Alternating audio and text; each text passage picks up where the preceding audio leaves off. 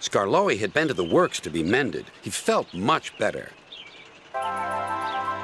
Rusty the Diesel was helping him off his rail car.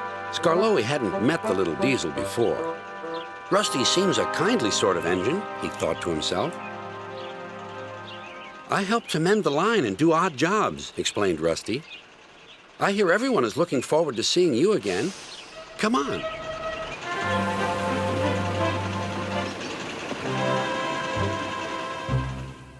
Peter Sam was feeling depressed. He was still getting over his accident, but he wanted to start work again. Sir Topham Hatt wouldn't let him. Another day's rest will do you good, he said. Besides, I've got a surprise for you. For me, sir? How nice, sir. What is it, sir? Wait and see. The surprise was Skarloey. Oh, said Peter Sam, I'm glad you've come home. They lit Skarloey's fire and he sizzled happily. I feel all excited, he said, just like a young engine. Now tell me all the news. I see you've met Rusty, said Peter Sam. Yes, I like that diesel. So do I, replied Peter Sam. It's a pity Duncan doesn't. Who is Duncan? He came as a spare engine after my accident, replied Peter Sam. Is he useful? He keeps busy, and I'm sure he means well, but he's bouncy and rude. He sings and sways and swivels around. His drivers call it rock and roll. I understand, said Skarloey gravely. His driver interrupted. Duncan has done it again. He's stuck in a tunnel. Come on, old boy, we'll have to get him out.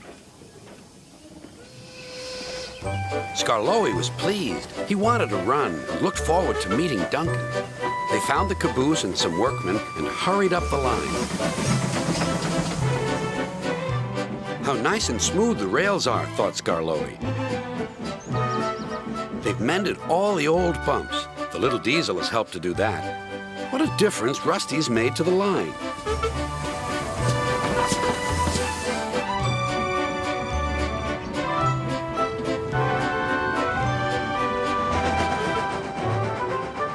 Quite soon, they found Duncan.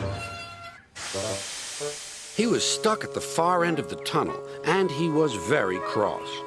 I'm a plain, blunt engine. I speak as I find. Tunnels should be tunnels and not rabbit holes. This railway is no good at all. Don't be silly, snapped his driver. This tunnel is quite big enough for engines who don't rock and roll. It took a long time to clear away the rocks and set Duncan free again.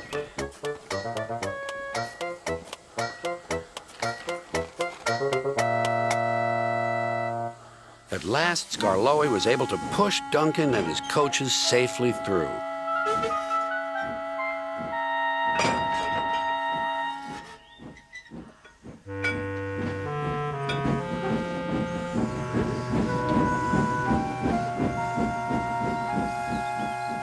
The caboose was left on the siding, and the workmen stayed to make sure everything was safe.